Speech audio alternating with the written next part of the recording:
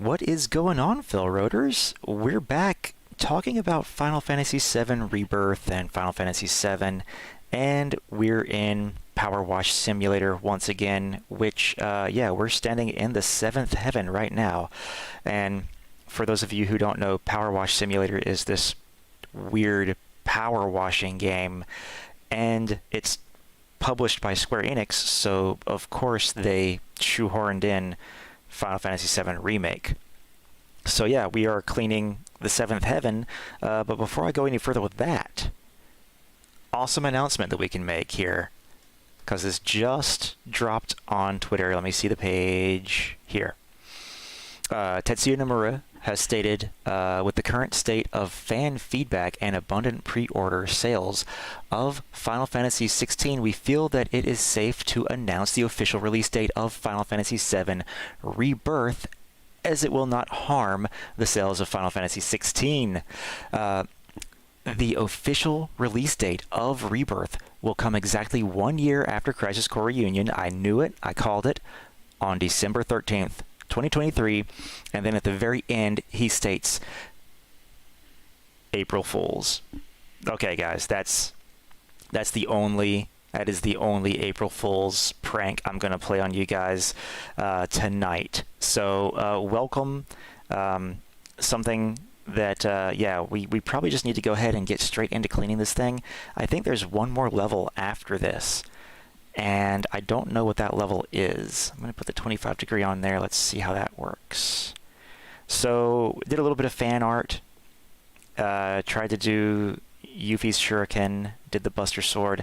Did a Moogle over here to the best of my abilities. And, where were we? There we go, right there.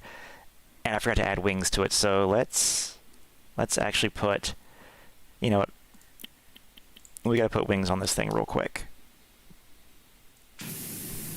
Put wings on it, and it's only going to be noticeable from this angle. And there we go. Okay, now the Moogle has wings when you look at it from just one vantage point.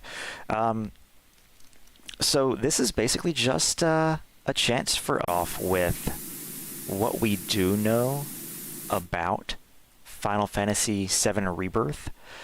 And feel free at any point to join in the chat and just, post a comment, a question, whether it's just asking my opinion for something, asking my thoughts and theories, what have you, go for it.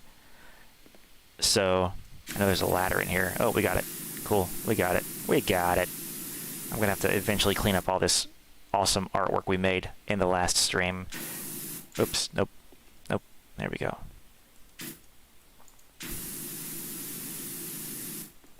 I've got to figure out what the quickest way to do this is going to be. Oh no, I got to go somewhere else. I don't want to clean the artwork. Not yet. But what we know so far isn't, depending on what you want to call what we know, isn't all of an awful lot. Or you could say, nah, man, we know. There's if you look at the smaller details, there's a ton to talk about. We could talk about, voice actors and that kind of thing. But what about the game itself?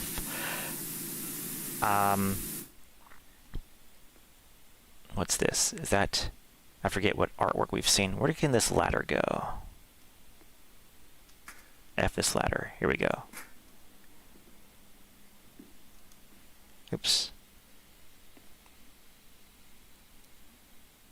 Can't remember if that's supposed to be from the OG. I don't think so. Anyway. I'm going to get ADD trying to clean this place.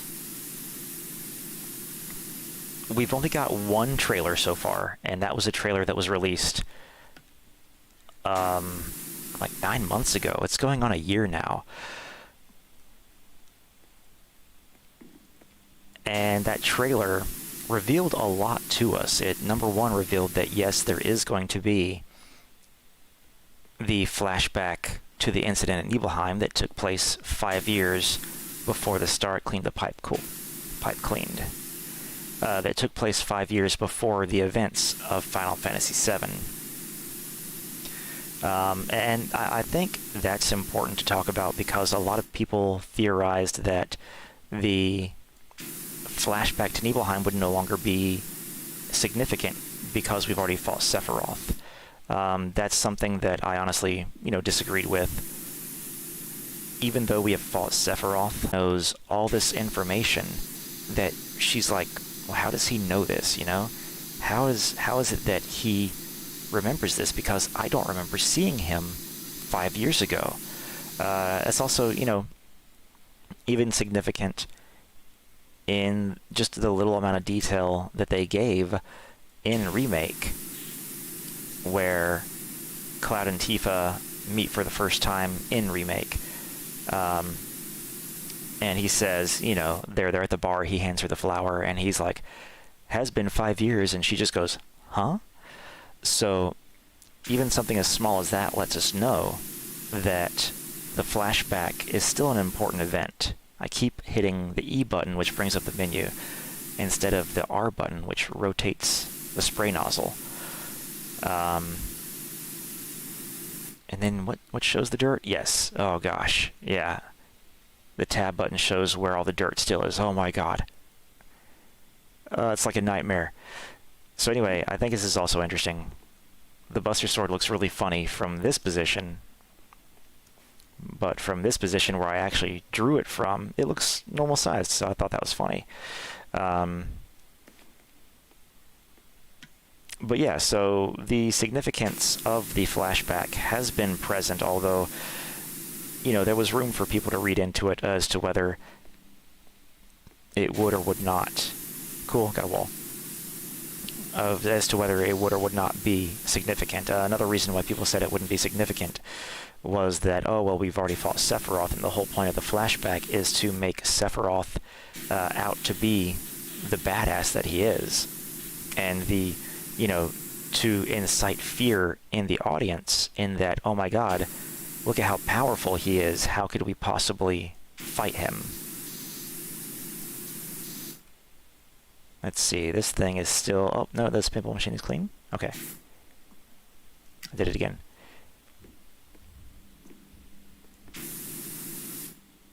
Elevator mechanism. Ah, yes. So, people were wondering, well, we fought him and we beat him. Why is it now necessary to show the flashback to show how strong he is? And I think, for me, the answer is that it's still important to show his strength. It's still important to show that while the party beat some form of him at the end of Remake, that, there's this scene at the very end that mimics the final confrontation like in the OG of Sephiroth, where it's just Sephiroth and Cloud. And he beats Cloud, essentially. He beats Cloud. So therein, we see that perhaps Sephiroth was just toying with the party, perhaps. And that final battle that we had in Remake was simply Sephiroth getting exactly what he wanted. He wanted the party to feel like they were defying him, like they were attempting to stop him, that he was attempting to prevent them from having it their way, and that they won. So, hooray, they achieved what they set out to do.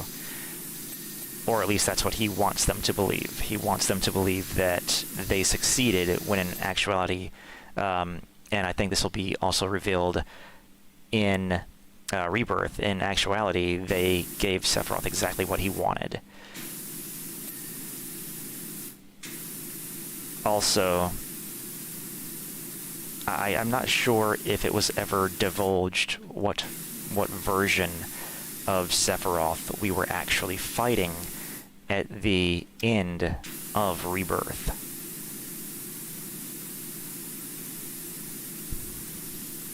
that would tell us a lot. You know, is it the Genova Sephiroth? Is it the Sephiroth from the future? Is it something in between? I would think that it would be the Sephiroth from the future, as he is the one who understands what's going on and why things are being changed. But we did, in fact, encounter what are possibly the Genova versions of Sephiroth. Where we get the kitchen something. And of course, the Sephiroth that kind of exists in Cloud's mind.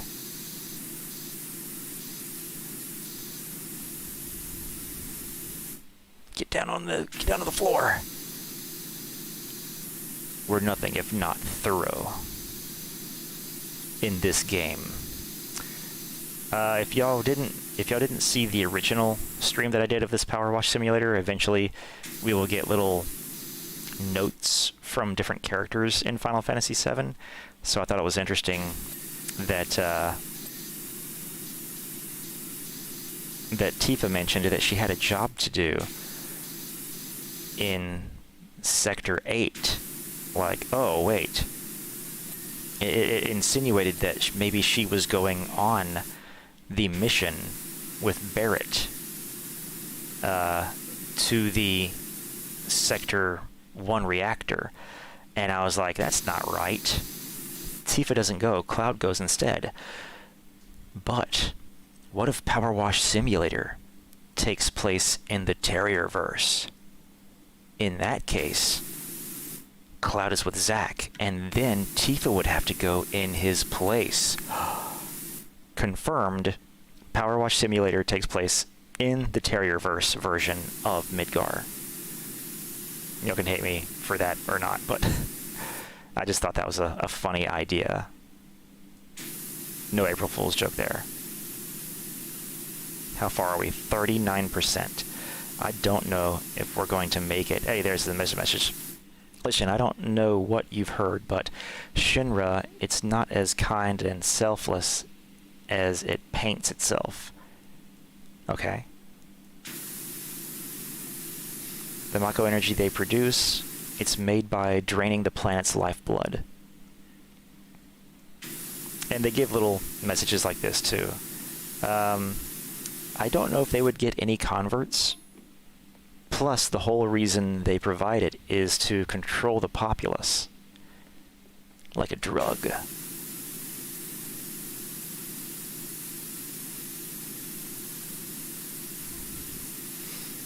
If we allow them to keep harvesting it, we're assuring the planet's destruction. I would like to see someone in the comments, I want to see someone who played Power Wash Simulator first and then was like, okay, I'll play this Final Fantasy VII game. I've not heard of it. Someone has to do something about this, and Avalanche has decided that someone is us. Oh, well, cat's out of the bag now. Way to go, Tifa.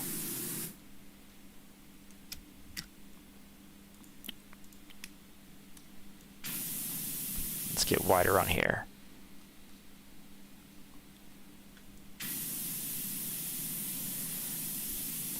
But as I said before, if you're just joining us, feel free to ask any questions. Oh, that's not going to come off with the 40 degree. I don't know if I would have ever bought... No, I guarantee I would never have bought Power Wash Simulator had it not had Final Fantasy VII content in it. Oh, gosh. 40 degrees ain't gonna cut it. Literally. I got it.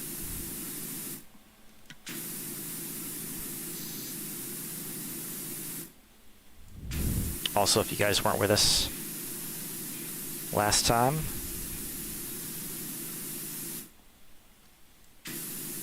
I'll show you guys some of the artwork in here. The funny thing is, since this game is a lot smaller, they could actually have better textures in 7th Heaven than the actual Final Fantasy VII Remake could have.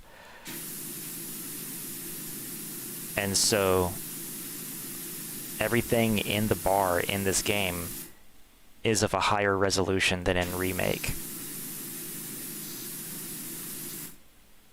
Like those pictures there, the original picture of the bar. Keep doing it.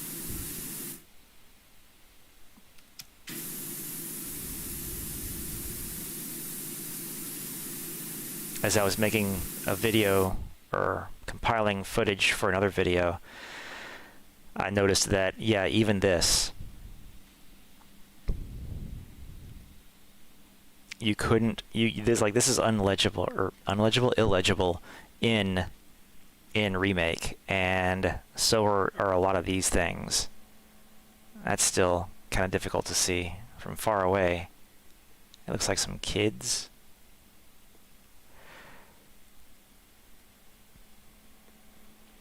That looks like the original 7th Heaven from the OG Final Fantasy. 7th Heaven 31 start. S7 Restaurant Store Manager Tifa. 31 start. I wonder if that was supposed to be stars or something. I don't know. Anyway. But yeah, you can also like read the menu up there clearly in this game. Whereas in Remake, you really couldn't. Is that grimy? Nope.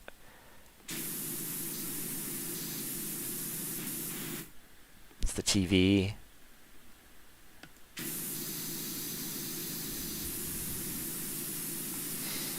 So we know that Sephiroth's, or the flashback to the Nibelheim incident is going to take place. We also know that Zack is taking Cloud to Midgar in his reality. And that they make it, obviously. And so, how's that going to change events? That was discussion of a video that I made a while back, and it doesn't even... What I talk about in that video only scratches the surface of the possibilities of what could happen. Oops. It doesn't even really go into beyond the Midgar portion, because just going beyond the Midgar portion, there's so much that they could potentially change having Zack survive.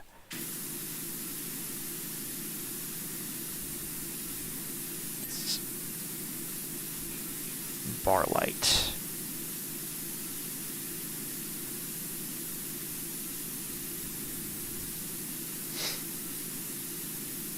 So, all my April Fool's stuff aside, we do know that the release window is winter 2023-24.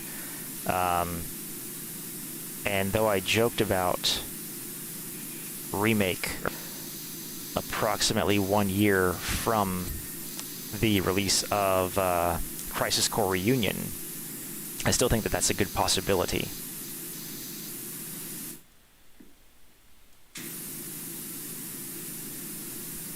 Because they gave Crisis Core Reunion a release window of winter 2023, and it came out December 13th of 2022. Which once again could still fall into, the release window of winter, depending on, I don't know when the Japanese consider winter to be, but that's very close to the winter season at the very, very front end of it. So you guys let me know what you think. When do you think Rebirth is going to release? I also mentioned this in the video description,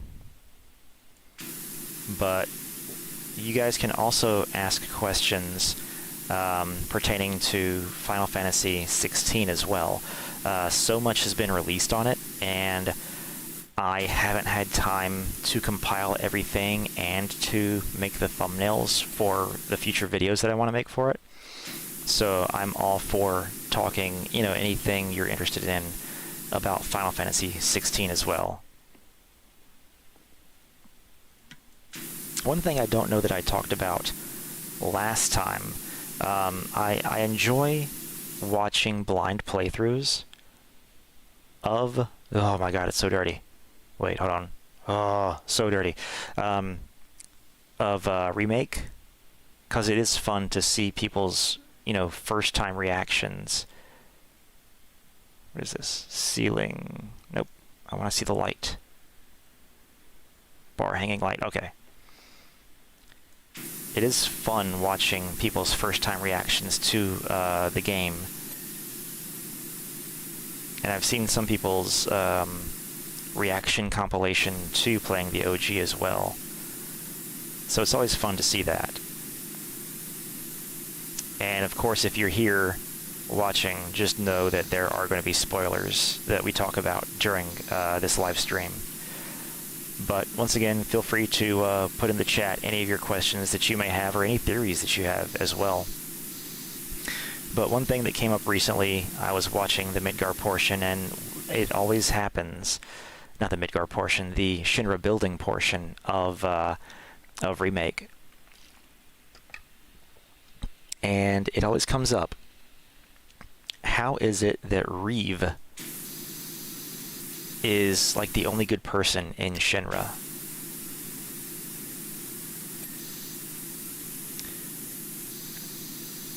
And my only theory to this is that based on what few interactions he has with the other directors, number one, we do see that Reeve really cares about the people of Midgar. And when they're in the conference room having their board meeting, Reeve says one thing that really makes me think that this could be why he has stayed a part of Shinra. And he says, Mr. President, we don't even know if the Promised Land truly exists. And that tells me, or at least that makes me think, that Reeve is, or once was, a believer in the scriptures of the ancients. And perhaps that is part of the reason he is able to climb the corporate ladder of Midgar. And it could just be that he's good at his job. He was good at his job, and that's why he was eventually promoted into his position as the head of public relations.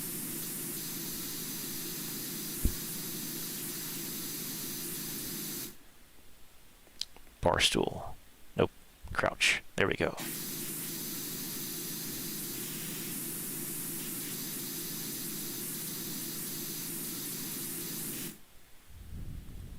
Crouch even further. There we go.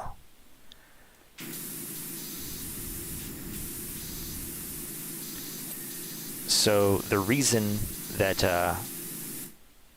that Reeve has stuck with the company, not only is that he was a believer in the ancient scriptures, but also he could be one of those types of people who is like, if I were to abandon Midgar, who would be left to defend the people? He realizes that chances are if he were to leave the company, that they would most likely put someone in his place who cares less about the people of Midgar. And I think that's something, not only that, but it's also like when you've worked on something really hard, especially something as large as like a project of building Midgar, you don't want to abandon that. And so I think partially Reeve doesn't want to abandon Midgar and the people of Midgar. That's just my theory as to one of the reasons why he still works for the company, even after all the evil he's seen. Yeah, got a wall. 53% done, people. Then we will figure out what comes after this. Oh, dirt and grime. So the scenario here, the reason why the bar was as filthy as it is right now, obviously Tifa wouldn't let this happen. Corneo's thugs came in and basically trashed the place. That's the gist of it.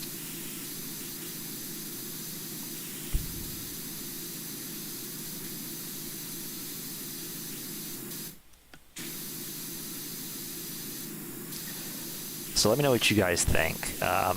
What would you think? Or maybe you have read somewhere on one of the fan websites the official reason for Reeve staying a part of Midgar. But we also know, you know, if you've played the OG, that Reeve also does some bad things himself, such as kidnapping Marlene, or, you know, taking part in the kidnapping of Marlene and the spying on the party for Shinra, and in an attempt to get the keystone, I believe.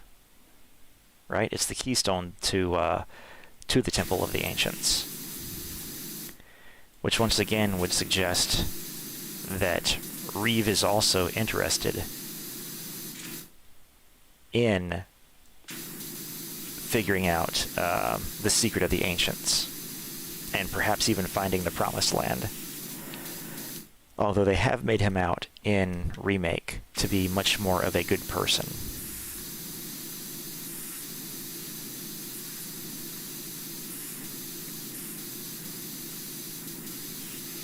Let me know who you guys are most looking forward to as well, seeing in Remake. Not Remake, Rebirth.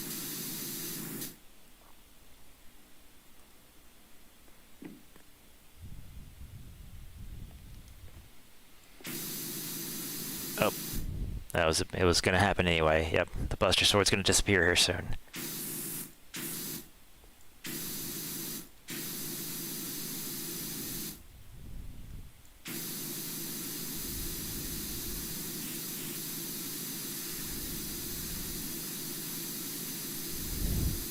I know there are some Kate Sith fans out there, and, you know, Kate Sith is one of the lesser appreciated characters, even though there is a lot to his backstory and his connection to Reeve. The table is still very dirty. Oh yes, this side. Boop boop. But of course, you know, with Kate Sith being essentially in the Remake trilogy,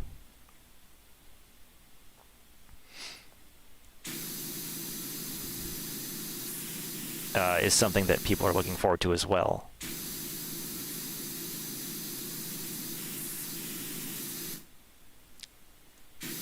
Let me know if you guys are having any trouble hearing me. I'm just receiving that, hey, your stream has poor quality. So I don't know if I'm cutting in and out or anything, but just let me know in the chat if you guys see this.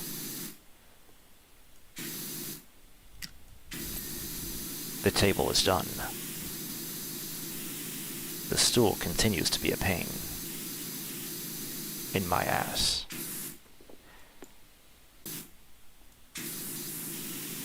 There we go. All right.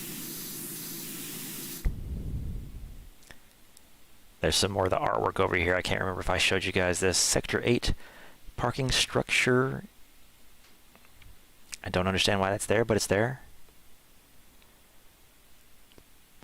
I've also been reading Traces of Two Pasts. For the most part, I'm definitely enjoying it.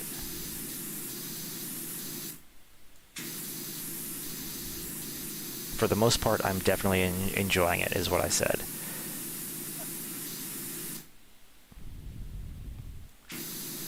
But so far, I'm about 2/3 of the way through Tifa's story. And there are some things that I've really enjoyed about it. Some things where I've just kind of been like, no, really? Seriously, this is the direction they went on that?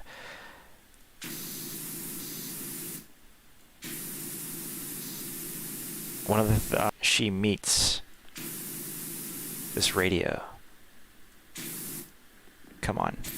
No, she doesn't meet this radio. She meets the members of Avalanche, Jesse, Biggs, and Wedge.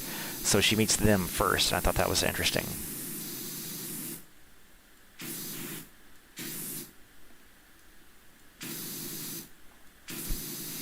I always assumed it was Barrett, you know, that she met first.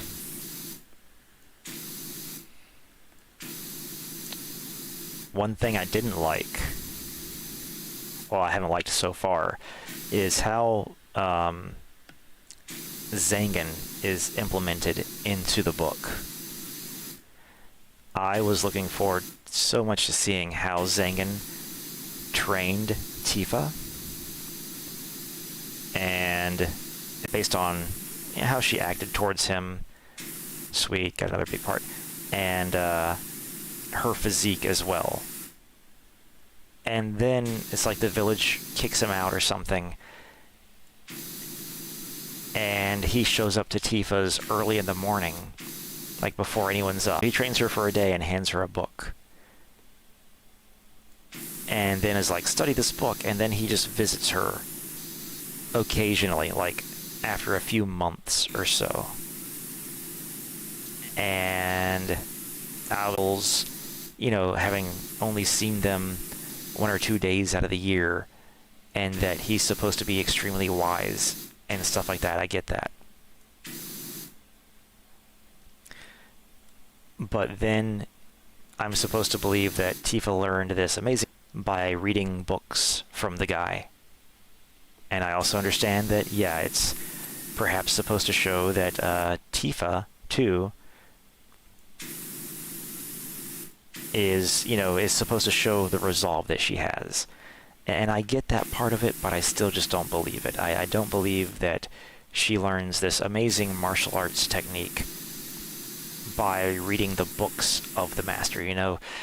For there to have been several weeks of harsh, intense training, and when I read that first section where it was like, where Zangan was like, here, take book 1. When you've completed book 1, I will return to you and give you book 2.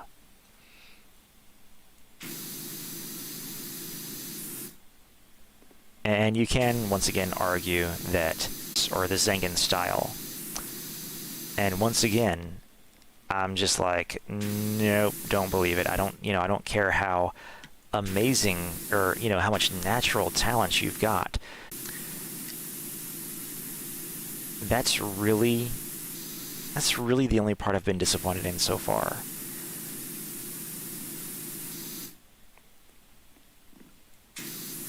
But let me know if you guys got it. I actually have it right here. Let me see if you guys can see that. I actually got it right here. The Traces of Two Pasts. So yeah, once again, I'm like 2/3 of the way through the Tifa story. I did read a fan translation of the Aerith part like a year ago, but I do look forward to reading or rereading the official translation, because I do know that translating Japanese is pretty difficult, especially when there's nuances and slang and other things like that involved.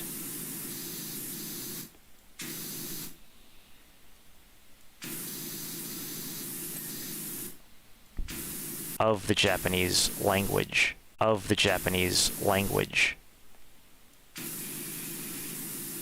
And so there's room to potentially misinterpret it as well. Hot-headed as a behemoth, but he's got a heart of gold. He also cares about our planet more than anyone else I know. The Buster Sword belongs to my childhood friend, Cloud. Oh, you know what? Anti-confirmed. So Tifa has seen Cloud. He left to join Soldier when we were kids. Now he's out in and helping us take on the company. Just talking to a stranger who's just pressure washing your house. Let me tell you all of our secrets. He might not show it, but if you clean up his Buster Sword too, I don't know, I'm sure he would appreciate it or something like that.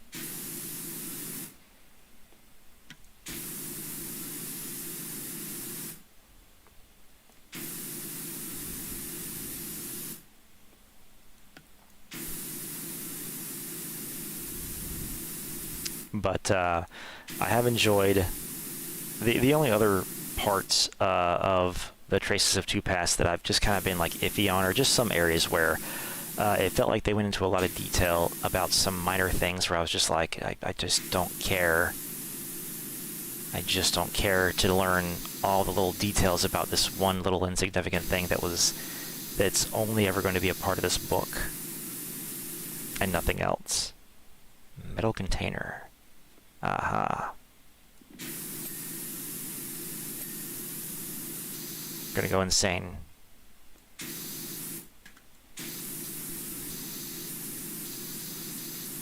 Let me know if you guys have ever played a game like this where you're just like it's a thing that you could do in real life to earn money, but instead you're playing a game of it instead of doing the real thing. Like, I have a pressure washer, and I honestly don't want to have to use it. I need to pressure wash my fence to get it ready for staining this year, and I really don't want to do it.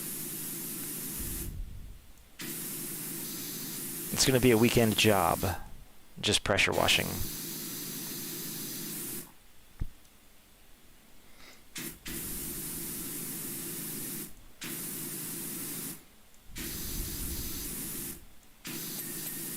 Oh yeah, ding. Give me that cash.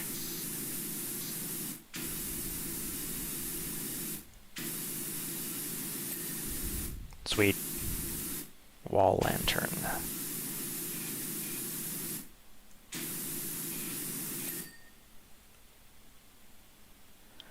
We're cleaning this place up.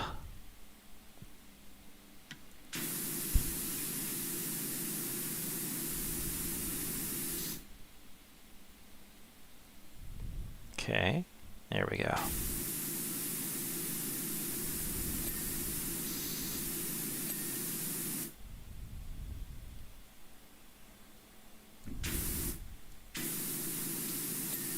Get clean, there we go. It's gonna be little things like this.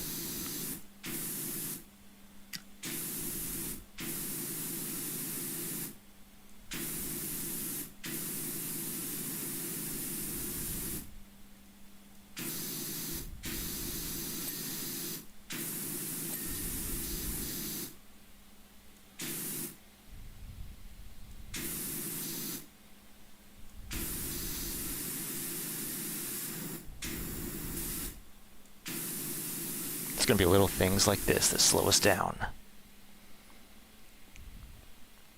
I should have written down a list of some of the topics I wanted to talk about for this stream. I'll move over into some Final Fantasy 16 stuff just for a moment, and once again, feel free to chime in if it's something that you're interested in as well.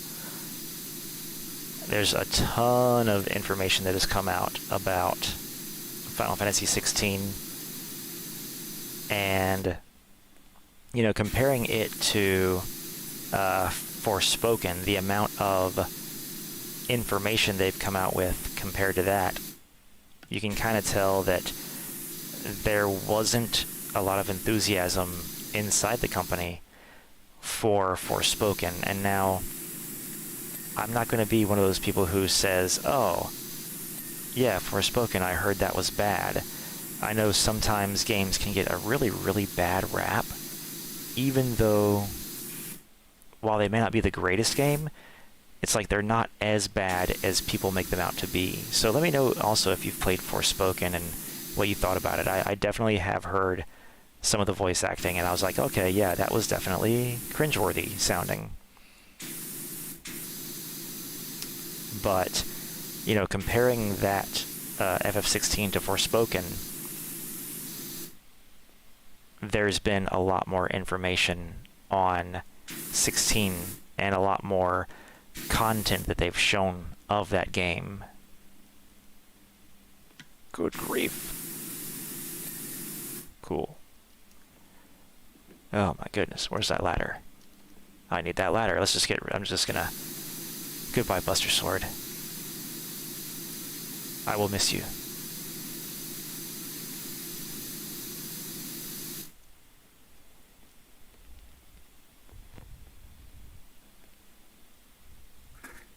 Hello?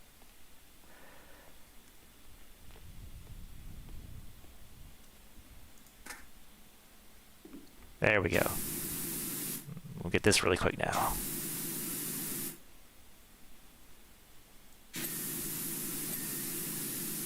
Oh yeah.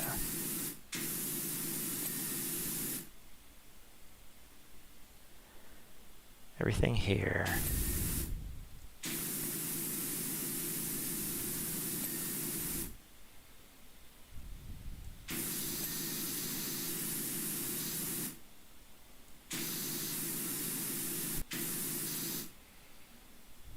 Okay, there we go.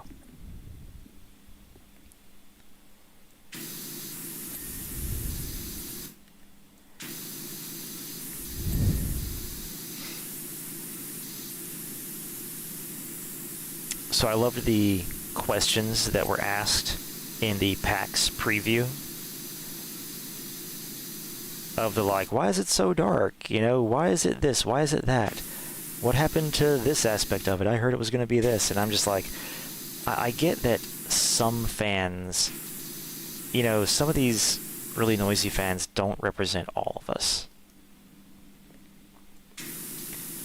And so it's like, you know, what makes you think that just based on a few small pieces of information that you've seen that the entire game's going to be like this? Like, oh, it's so dark, everything is so cramped. Like, okay, come on. It's the whole thing's not going to be like this. You can calm down.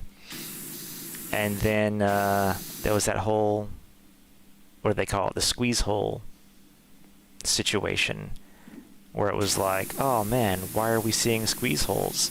Where Clive has to do a slow shimmy through an area. And usually in Remake, those were used to hide loading screens. And so it's like, hey, look, they can still have stuff like that without it slowing the game down. It could just be for dramatic effect, like you're having to find the secret entrance to something. What they showed was him having to squeeze through this little sort of crevice in between two rocks in order to get to a different part of the map. We're 62% of the way through, guys. 62%. We got this. And so I don't expect there to be a lot of that, but I'm not going to be upset if there is some of it. Now, in Final Fantasy VII Remake, there were some areas where it was egregious. Oh god, there's still so much behind the counter. The TV is still dirty.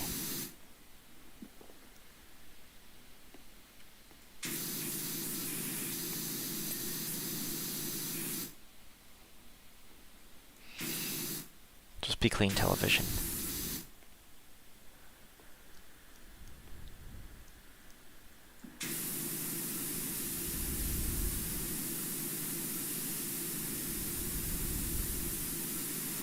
So, where was I? I get sidetracked when I'm trying to clean up all this. But in Final Fantasy VII Remake, especially in the wall market section, some of those squeeze holes, I guess you should call them, I guess that's what people are going to call them from now on, were unnecessary. Like the ones squeezing into the back alleys. Like, no, that didn't need to be done. There was no need for that.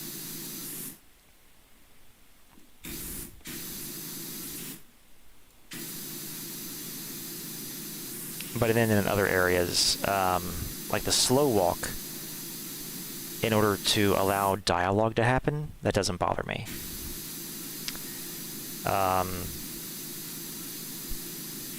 And then other things that perhaps annoyed people.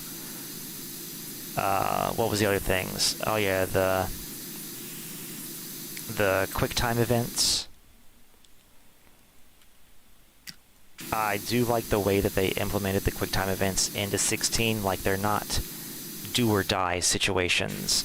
In other words, if you fail the QuickTime event, it's not game over, like it was in Resident Evil. In certain situations, it's like you failed a QuickTime event in a boss fight and you got stabbed in the throat. I remember that happening in outside Final Fantasy IV, Resident Evil 4. Which, don't get me wrong, if you practiced it enough, you know, the boss battles weren't too long in Resident Evil. Whoa, back up. And so just saying, hey, you know, it just might cause you to take damage or cause you to miss a punch, and they're mainly using it for cinematic effect. Okay, cool. I'm cool with that. Then another one of the complaints was, why are the areas so small? It's like, they didn't want to show you too much so early on, so they were just showing, you know, a demonstration of the combat, and they chose that area. So it's like, sometimes people just need to calm down, and I don't know, this probably just was on Twitter or something. The toxic Twitter.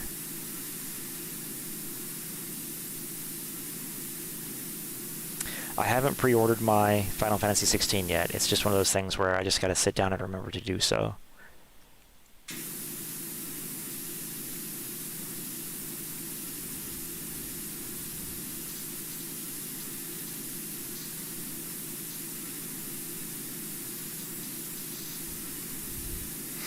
So one thing that was on my list of things to talk about is there's two things: side characters and party member makeup. So let's talk about side characters. This is another one of those things where I do want to make its own separate video, but there's a lot of side characters in Final Fantasy VII that were in Remake who undoubtedly are going to show up in Rebirth. A lot of side characters who weren't in the original and were. Like, so Corneo, he was in the original. Leslie, on the other hand, wasn't. He was a character in the Kids Are Alright book, which is a book that I haven't read yet. So if you've read that, let me know what you think, if that's like an essential read or if that's something that you could kind of pass by. I feel like Traces of Two Paths is almost an essential read because it has to do with the main characters. But then there is also... So we stand a good chance of running into Leslie, who is still... or who has begun his search for his fiancée. Who, man, I hope is alive. I know a lot of people didn't really care for Leslie. I thought he was pretty cool. I didn't mind him. I could see when you first come into Wall Market and you go into Corneo's mansion, I could tell that there was something about Leslie that was like, hey, this guy isn't too bad of a guy. Yeah, he's working for Corneo, but on multiple occasions he turns you away and he's like, hey, look, you don't want to do this. Like, this is not something you want to do. I'm giving you this advice, just turn around and leave now. Like, don't let your lady friend go in there.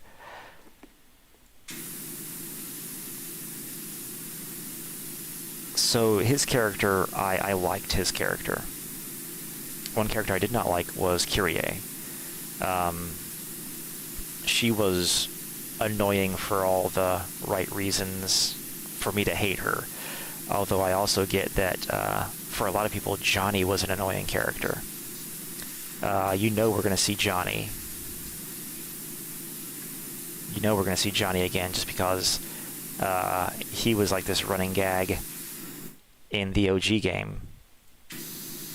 Like you would see him in places like Costa del Sol, in Junon, and a few other places, trying to make his way out in the world and just kind of failing constantly.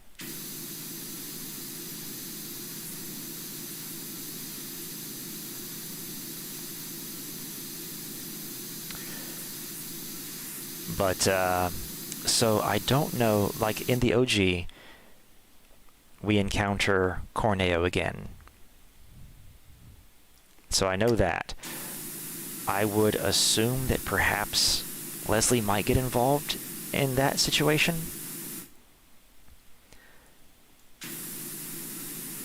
But also, I do wonder where we might find his fiancée, if that ends up being like a side quest or a part of a main quest, perhaps. Oh my god, finally we got that beam.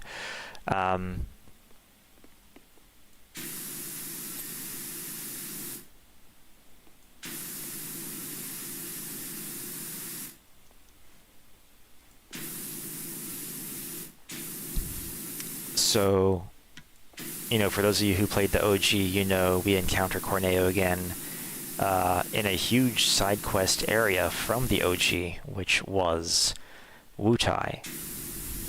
Completely optional in the OG game, and I don't think it'll be optional in the remake, or in the remake trilogy in Rebirth.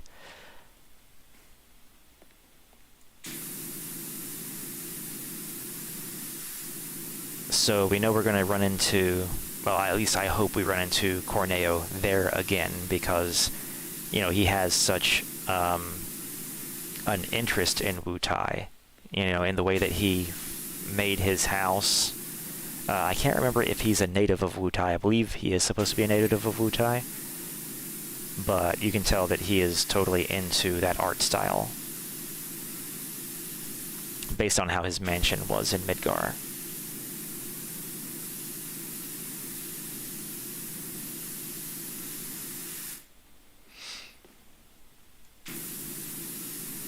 Whether the same events happen with Yuffie that happened in the OG, I don't know. Because some pretty creepy stuff goes on. I mean, whenever Corneo's involved, it's creepy stuff.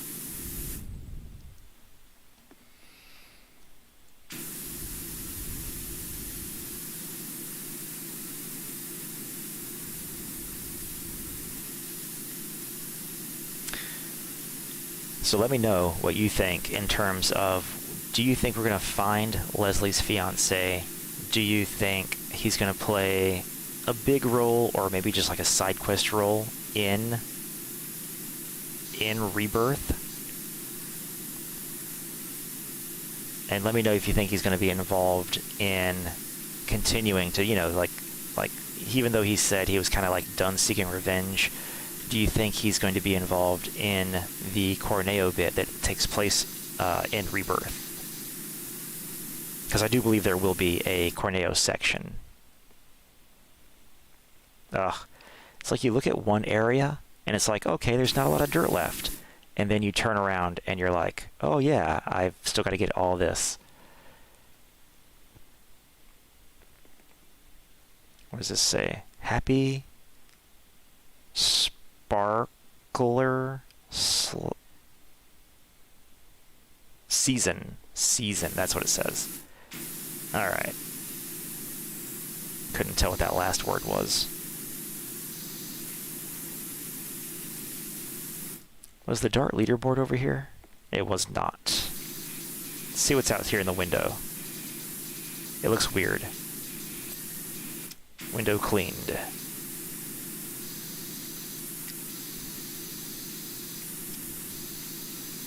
Window frame cleaned. We just got a reflection. This is weird looking. That is just weird. It's just like a weird reflection. Okay. So nothing exists beyond this point. Good to know. I guess they didn't have enough room to welcome sign cleaned to place the exterior of Sector 7 slums.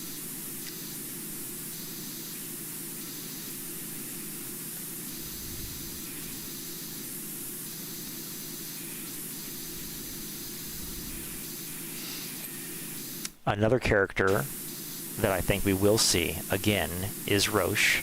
That was one thing that I hope they don't pull a Finn like in Star Wars on Roche, where they just kind of forget that he exists.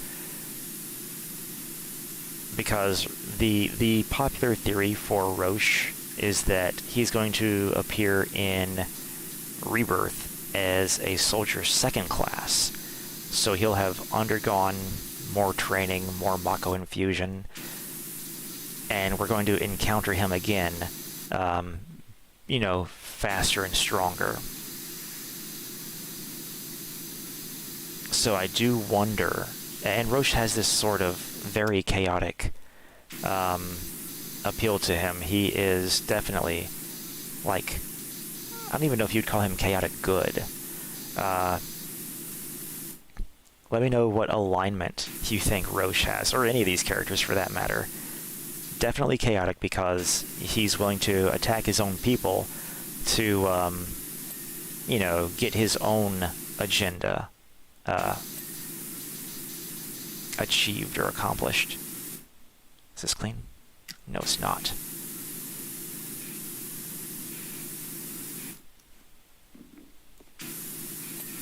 Sweet.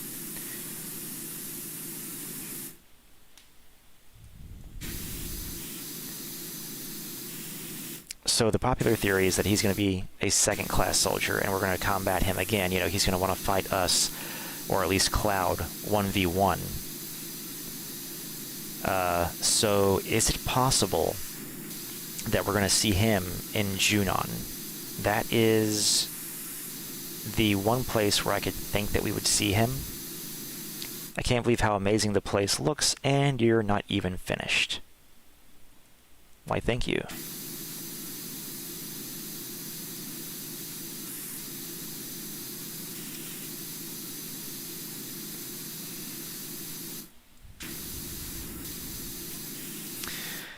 I need to help with final preparations for that job in Sector 1, so I've got to run, but I'll have Cloud come by to give the place a once-over, then, I don't know. I'm a slow reader.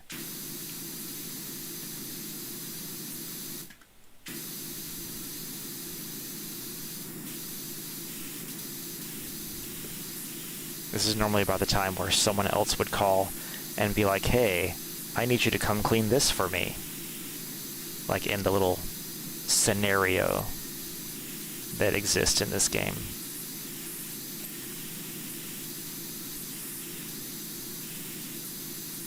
Be clean, stool.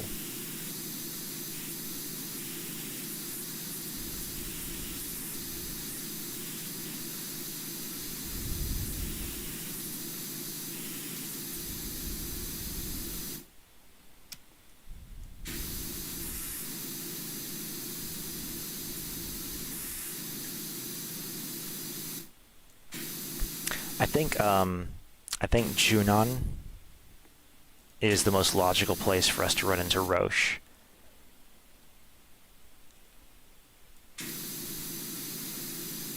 With him being a motorcycle enthusiast, I guess I should say.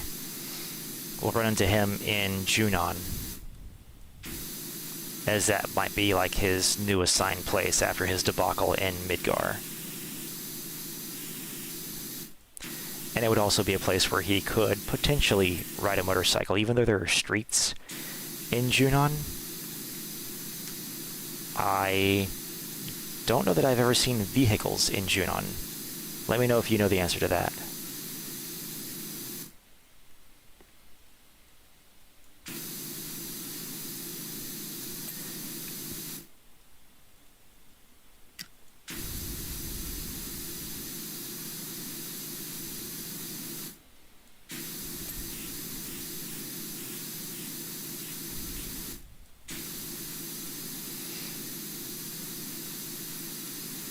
let's see, who else? Who else is going to be potentially Jesse, Biggs, and Wedge could play some part in Rebirth.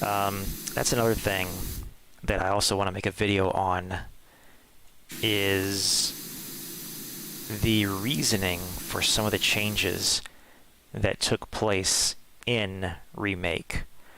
Not necessarily trying to defend them as being good options. There are still certainly things that I feel were done better in the OG, but of course this is only the first part of a trilogy, and so we've got to keep that into consideration. So the way that death is handled in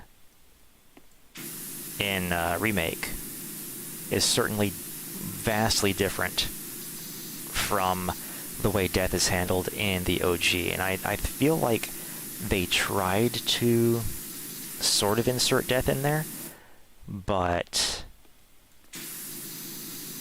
you know, it fell flat for a lot of audience members, especially because death could be undone. And I completely understand if people didn't like that aspect of Remake. Even though I think some of it was an attempt to sort of pay homage to the OG, in that, take for instance, Barrett's death, or faux death, whatever you want to call it, is sort of a callback to Aerith's death in the OG game, because it's like there is a death of an important character, and then you immediately go into a boss battle with Genova.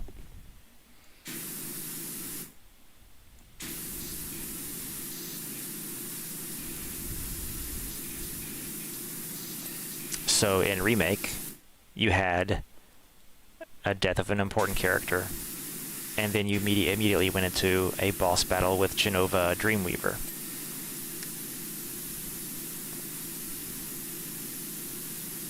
And then, of course, you know, after that death, unlike in the OG, the death in Remake is undone, which is kind of a theme in Remake that a lot of people didn't like. And I can understand why. We need that ladder. Woo!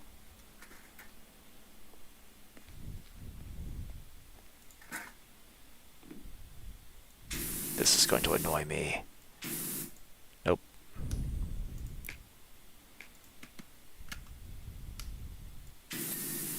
Yeah.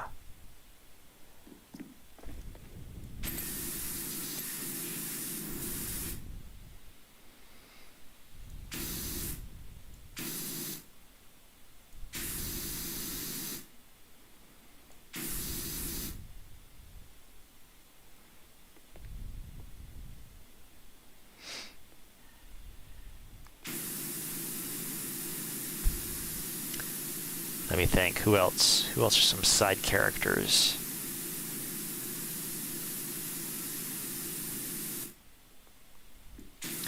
A lot of people are theorizing that Jessie will appear at the Gold Saucer as the princess in the play. I don't know that that will change based on what I've read in Traces of Two Pasts, because it's possible that it may be possible that Jessie had returned to Midgar already. I don't know exactly the time frame of when her play was and when she returned to Midgar due to her father's accident.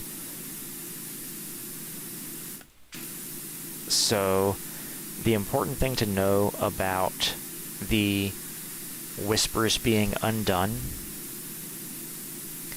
and time being altered is that it's only altered up to a certain point, and that point is basically the end of Crisis Core forward. So if Jesse returned to Midgar before the ending of Crisis Core, then nothing will have changed. If Jesse returned to Midgar sometime after Zack's death in Crisis Core Reunion, then there is a possibility that the alteration of time could have resulted in Jesse's father not having that accident and her remaining at the Gold Saucer. That's where I am with that right now. But with Jesse's gloves being in the orphanage alongside Biggs, there's still the possibility that she is in Midgar.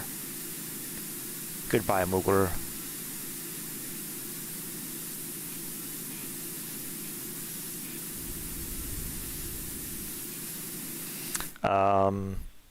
Then on Wedge's supposed death as well, you know, where we leave him off is apparently fade to black. We hear glass shatter. We assume that he's been thrown out of a window to his apparent death. My question to that would be, why would the Whispers have let him survive to that point? If in the original he died before that, like he died as a part of Platefall.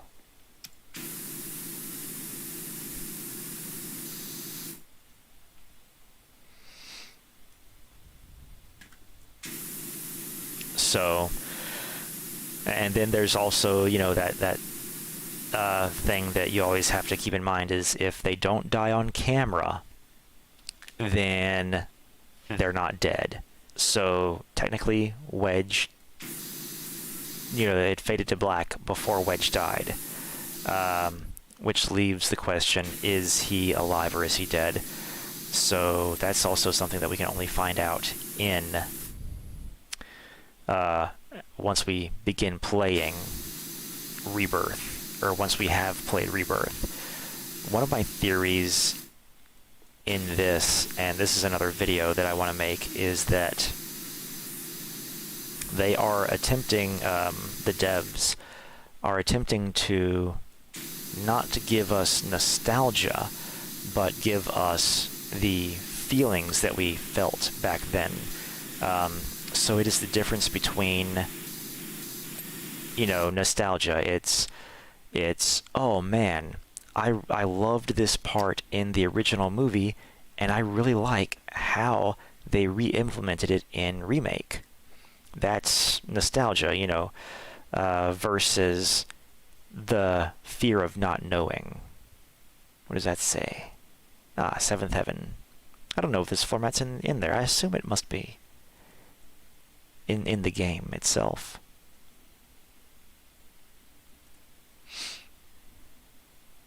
Let me know if you happen to know the answer to that.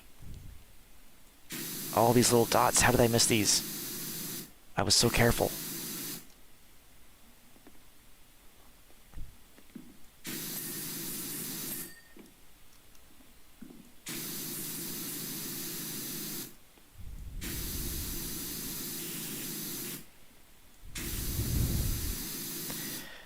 Alright, we need to clean this floor. Let's get this floor done.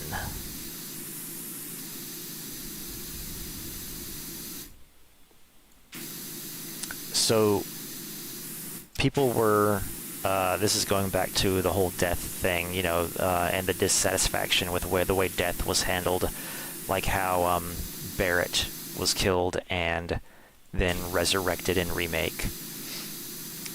It has been confirmed, at least by the devs, and, you know, take it with a grain of salt, because the devs confirm other things, and they're like, well, we didn't exactly mean it that way. So, I do believe that the Whispers are gone, so they will not be interfering, and it has been quoted by one of the devs that the Whispers are in fact gone and cannot interfere with changes that happen now. So it's like the holodeck safeties are off.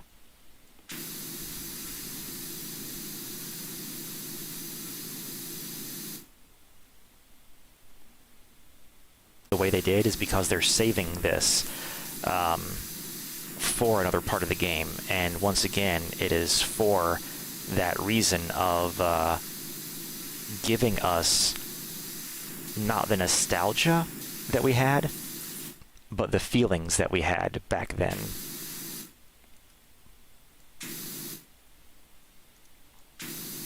So if they take us out of our comfort zone, if they change things up on us so that we no longer know when something is going to happen, such as the death of Wedge, we can, number one, revel in the fact that, you know, if you liked Wedge, like, oh man, he's alive, but also you have this fear for him that you wouldn't have had if it was a one-to-one remake of the original game.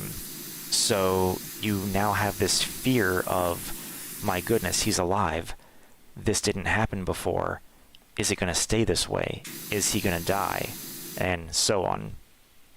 So once again, it's the difference between knowing and having the feeling of nostalgia versus not knowing and feeling those exact same feelings that you felt way back when playing the OG. And so, granted, you could still have feelings for the characters if they die, even though you knew that they were going to die, but there's still a difference when those characters... Why can I not lift up? There we go. When you have that unease of not knowing when it's going to happen, how it's going to happen, and so on. So, in changing up the way that things happen and the events that happen, they are giving us that same feeling that we had when we played it for the first time, as opposed to giving us the nostalgia from having played it the first time. I hope that makes sense. And so I do believe, and this is actually one of the first videos I made over a year ago when I started making Final Fantasy VII content pertaining to death and how it was being handled. So I do believe that death is going to come for everyone in some way who was supposed to be dead but is not dead, or who has not died but is supposed to die later on in the game. Pinball machine done! We are 95% of the way done. I'm going to need the ladder to get that, I think.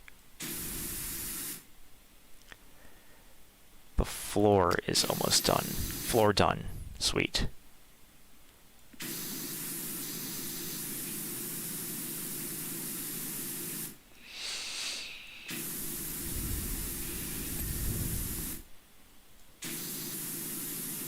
So the question here that raises is, if they're changing the way things happen, then let's say Wedge is still alive. We now have this uneasy expectation that, okay, is he going to survive? I don't think he's going to survive. What's going to happen to him?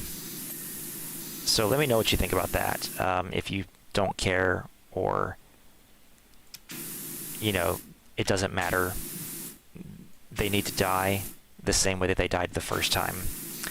Or if that does intrigue you, if that makes you wonder, when are they, you know, if that gives you that uneasy feeling and you're okay with that, what's going to happen? You know, if I don't know when the person is going to die, does that mean that they're going to live? That kind of thing. it gives you that hope. And when you have hope, you have the possibility of having that hope taken away from you.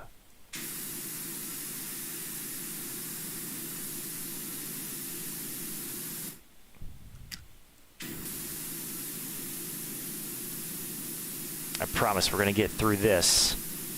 We are going to get through this before I end the stream tonight.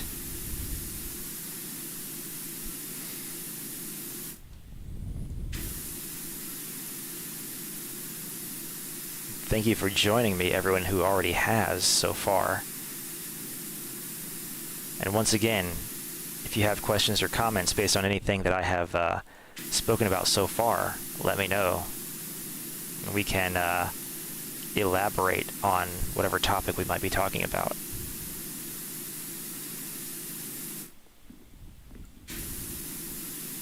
Let me know if you've read the Ultimania Omega. Someone in a video recently commented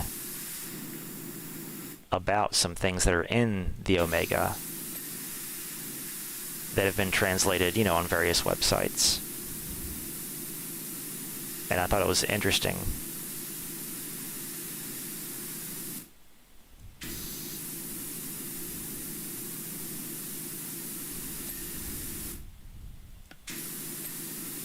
We're getting there. So close. The last 2% is the hardest because it's just like little specks like that. We're gonna have to get the ladder for it.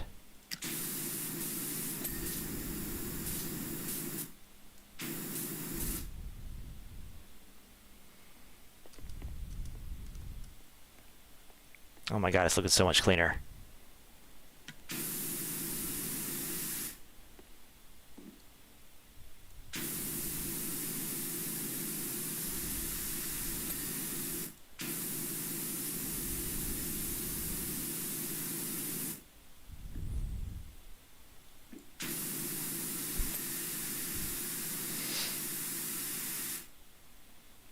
Let me know what your favorite place is that you think you're going to see in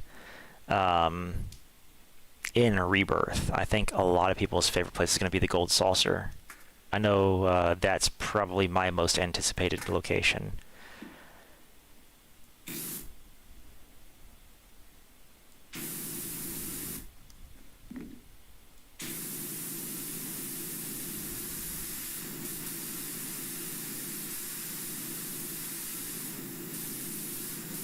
Is this pipe dirty? No, this pipe's clean.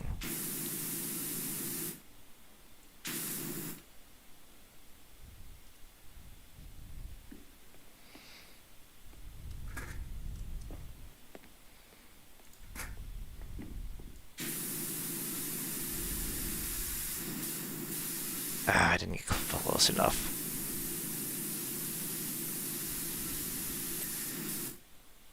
Cool.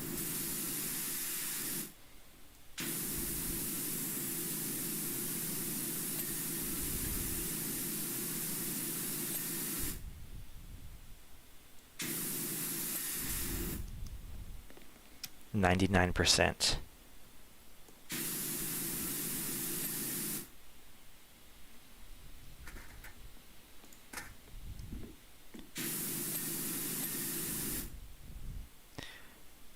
Eventually, it's going to give us just a list of things we got to finish.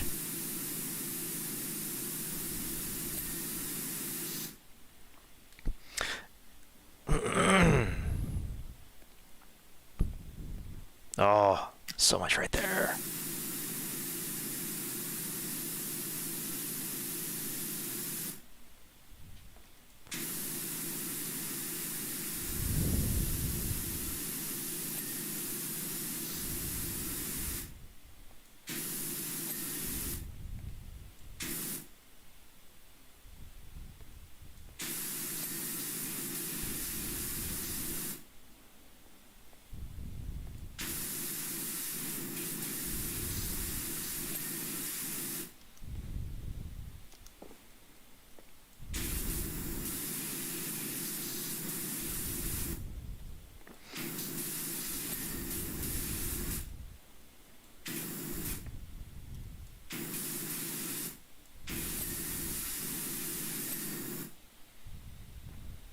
All right.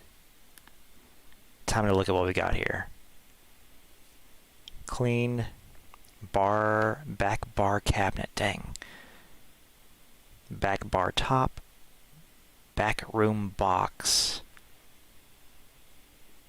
Still several things. Bar shelf. So still some stuff at the bar. Boxed jars. Ceiling lights. Okay, got one more to clean on that. Ceiling shaded lights. Chopping board.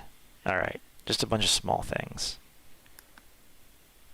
Where's that one light that we gotta get?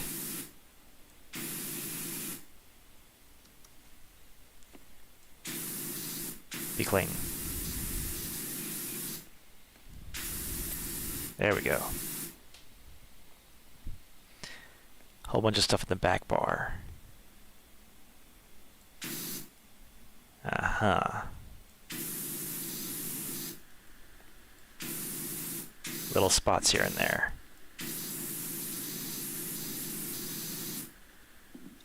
No part of it's back here behind the phone.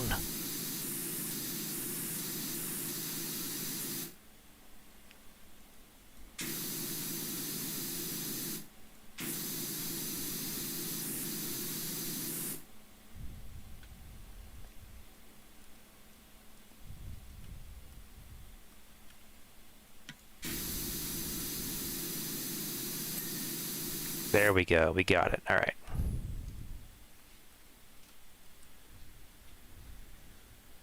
Got that. Got that. Got that. TV.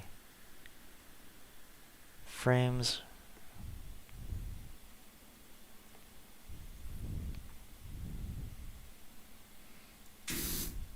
Okay, here we go. Just little spaces that we missed. Little annoying spaces.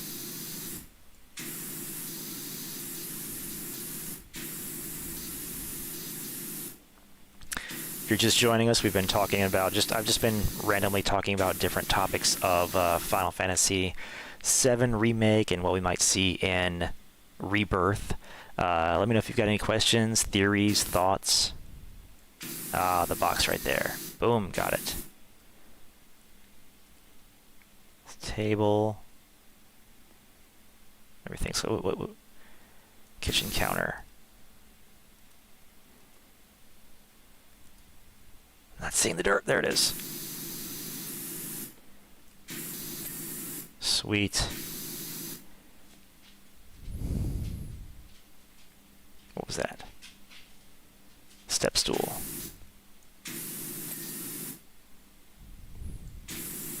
Bucket. We've also talked about a little bit of Final Fantasy 16. So let me know if that's something that you're interested in.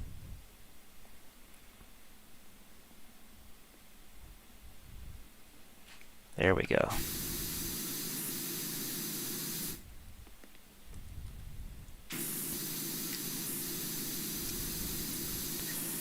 And then once again, this is Power Wash Simulator. Midgar edition.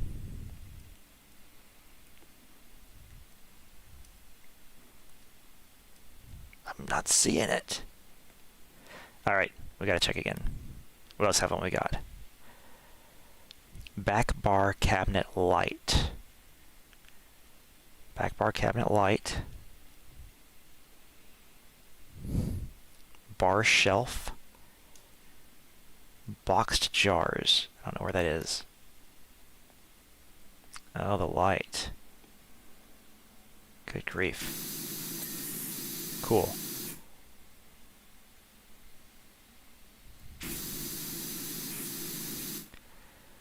Bar shelf.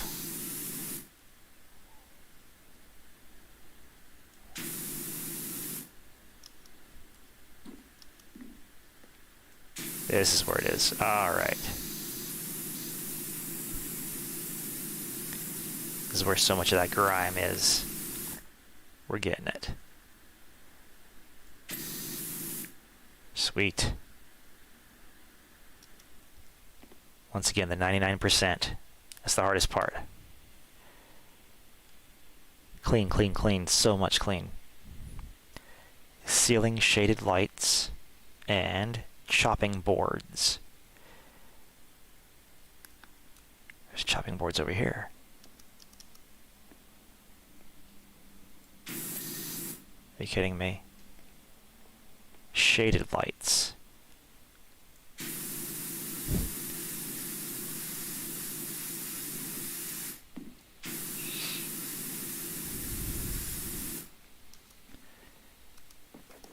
Oh, why can't I jump? There we go.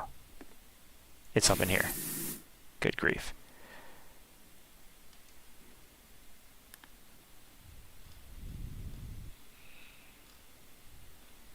What we got?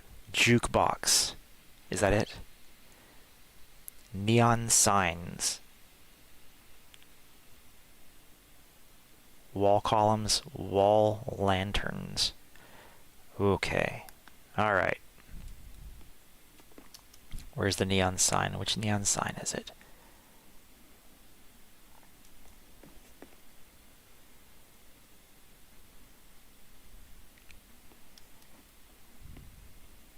That neon sign. Oh my god, are you kidding me? Okay. We're down to the last bit. The jukebox. Oh my god, it was that tiny little piece. Wall column. I have to figure out which of these wall columns is dirty. Is it this one? What? Oh my goodness.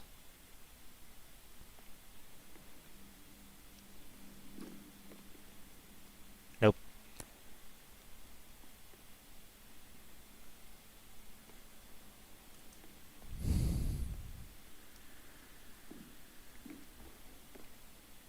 Okay.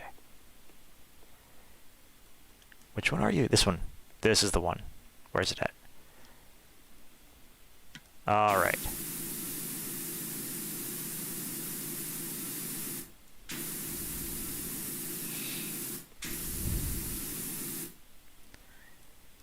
Is it still just back here where I can't reach it?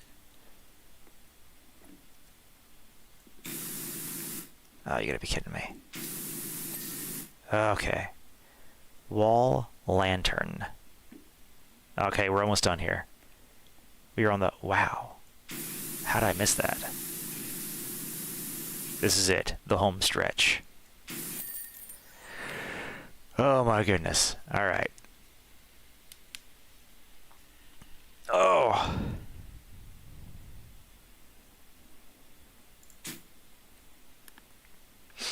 Oh man.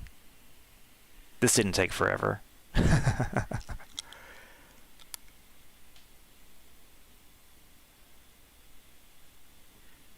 Continue. Oh, say, hey, Tifa told... Okay, who's this? Cloud Strife. Midgar, Sector 7. Hey, Tifa told me I have to make sure you did your job. Huh? Not bad. Done a lot of cleaning of Merc.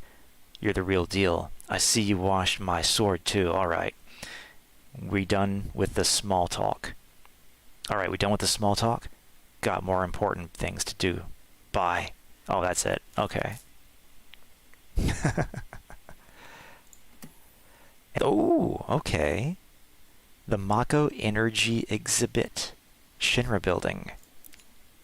Let's go check this out. Oh, it's Reeve Twisty again. Hello once again. Hello once again. I trust you've been able to take in some of the city since we were last in touch. Sorry to pull you away from your vacation, but we have another job lined up for you. The nature of this task, however, demands a great deal more discretion than the first we had you perform. Of course, this also means you shall be compensated handsomely for your troubles. One of the specimens from Professor Hojo's laboratory escaped and made its way to the 60th floor. It was eventually captured in the Mako Energy exhibit, but refused to go quietly. It refused to go quietly. Okay, yeah. and the place is coated in a thick layer of biological ooze. Yum. While we entrusted the floor and walls to our security team, I insisted that someone with a more skilled touch handle the exhibit itself. Reeve. And alright, start the job. We're just going to go and take a look at this. And then we will say good night. We're just going to take a look and see what this looks like.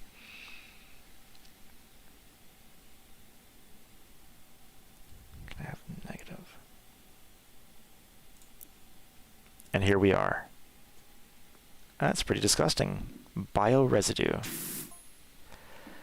Glad to have you in the Shinra building once again.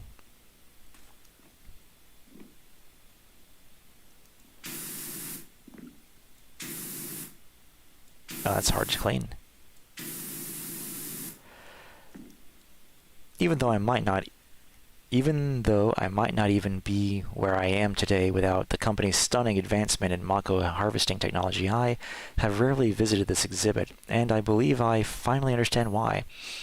It forces me to come face to face with the fact that what this city has become is no longer what I hoped it would be.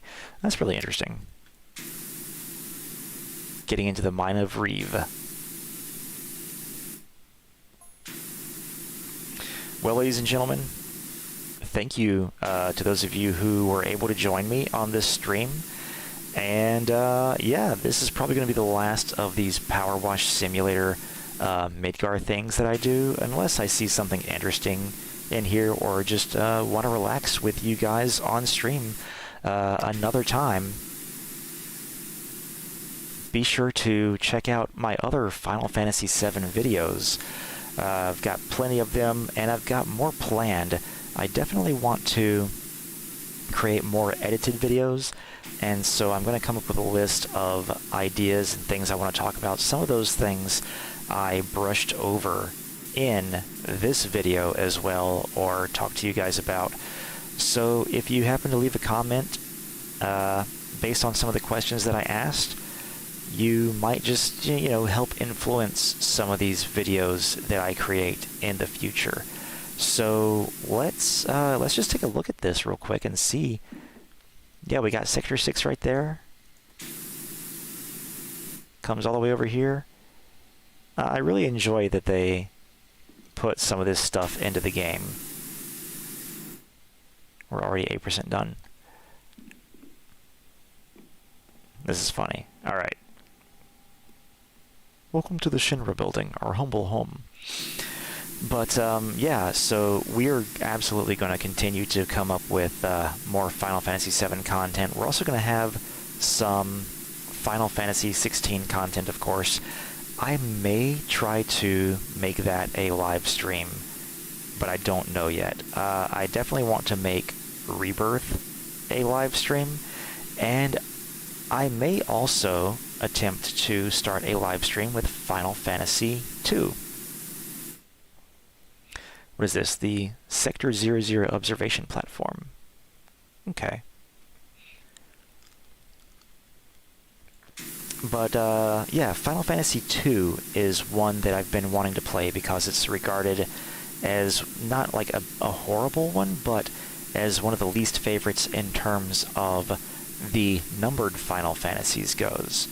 So that's one of the reasons I want to try it, and of course I haven't played it. I haven't played Final Fantasy III, and that would really cover a lot of the main line Final Fantasies that I haven't played. After that, it would just be a matter of finishing up Final Fantasy IV, and then it would only be like the online ones, 11 and 14, that I really hadn't played. So yeah, once again, thanks for watching, and I hope you guys will check out more board game and video game videos on the FailroadExpress. See you guys.